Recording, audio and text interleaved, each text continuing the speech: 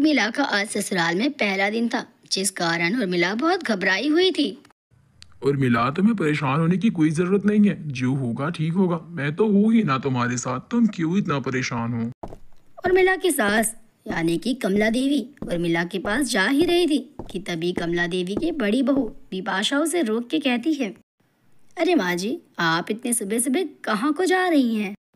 बस कहीं नहीं, मैंने सोचा कि मैं उर्मिला से कह दूं कि वो मीठे में हलवा ना बनाए। हमारे घर में हलवा कोई भी नहीं खाता, हम तो खीर खाते हैं।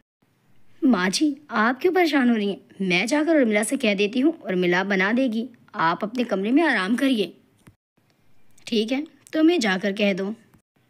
उर्मिला, माँ जी ने तुम्हें कहा है कि तुम आज अपनी पहली रसोई में हलवा बना लोगी, क्योंकि हमारे घर में मीठे में सबको हलवा पसंद है। अब आएगा मज़ा। इस उर्मिला की बच्ची को मैं माँ जी की नज़रों में अच्छी तो नहीं बनने दूंगी, क्योंकि सारी प्रॉपर्टी मुझे चाहिए। बेचारी उर्मिला नहा धोकर खुशी खुशी रसोई में अपनी पहली रसोई करती है, जिसमें वो हलवा बनाती है। बड़े ही प्यार से हलवा बनने के बाद जब उसकी सास रसोई में आती है, अरे बहू, ये क्या तुमने मीठे में हलवा बनाया है? तभी पीछे से उर्मिला की जेठानी कहती है, उर्मिला, मैंने तुम्हें कहा था ना कि हमारे घर में हलवा कोई नहीं खाता, फिर भी तुमने हलवा क्यों बना दिया? उर्मिला अपनी सफाई देती कि तभी उसकी सास कहती है, कोई बात नहीं उर्मिला, तुम अभी इस घर में नई नहीं हो, धीरे धीरे तौर तरीके सीख जाओगी। बल्कि मुझे तो इस बात की खुशी है कि तुमने अपनी पहली रसोई बिना हिचकिचाए की। ये क्या, मैंने तो उर्मिला को नज़रों में गिराने की सोची थी माँ जी के, ये तो माँ जी की नज़रों में और इज्जत बना रही है। उर्मिला से हर रोज़ उल्टे सीधे काम उसके जेठानी करवाया करती, ये बताकर कि उसकी सास को ये सारे काम पसंद है। उर्मिला बेचारी अपनी सास की पसंद को सोच अपनी जेठानी के बताए गए हर काम को करती। हर बार मेरे किए कराए पर पानी फिर जाता है, लेकिन इस बार मुझे कुछ बड़ा करना होगा। उर्मिला, तुम्हें पता है, माँ जी को लाल कलर बहुत पसंद है, और मैं जब इस घर में शादी करके आई थी ना, तो मैंने माँ जी को लाल कलर की साड़ी तोहफे में दी थी। उर्मिला के साथ उसकी जेठानी जानबूझकर ऐसा करती है, क्योंकि उर्मिला की सास को लाल कलर से नफरत थी, क्योंकि उसके पति का देहांत हो चुका था। और फिर अगली शाम जब उर्मिला अपनी सास के लिए लाल कलर की साड़ी तोहफे में लाती है, उर्मिला, तुमने ये क्या किया? माँ जी लाल कलर की साड़ी नहीं पहनती, बल्कि माँ जी को लाल कलर से नफरत है।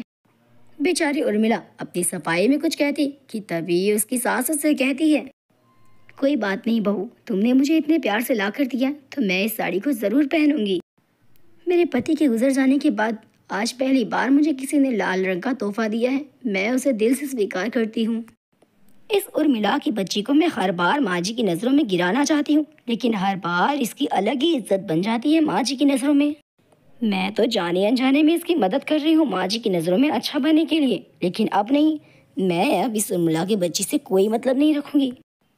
ये तो अच्छी बात है कि तुम ये सब कुछ वक्त रहते समझ गई।